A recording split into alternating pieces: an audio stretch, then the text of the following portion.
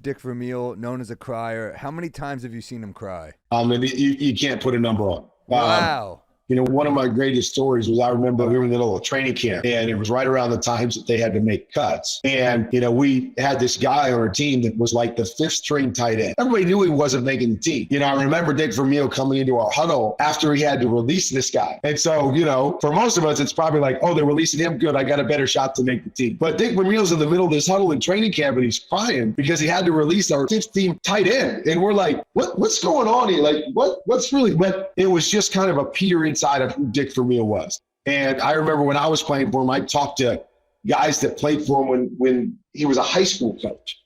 And they would tell me how Dick would call him every 2 weeks. And they still had a great relationship. And, always wants to call and know what's going on. I mean, he is just such a unique individual that truly was, as a head coach should be, out for every single one of the players. That was the most important thing, is each one of these guys individually trying to help them to achieve the best of what they can achieve. And so I was very, very fortunate to be around a guy like that. And, I think my greatest compliment for him is that, when people ask me about my coaches, that's kind of the first guy that comes to mind. And I've had some great coaches over the years, but it's the first guy that comes to mind. And when I go back and think about it, what you have to realize is you can count my year before we won the Super Bowl, but I was third string guy, whatever, wasn't in that role. I only played 1 year for Dick Vermeil. Like that year we won he retired right after that Super Bowl. So in my mind, the first thing I think is, oh yeah, Coach Vermeil's the coach I think about. Like we were together forever. We had this great relationship.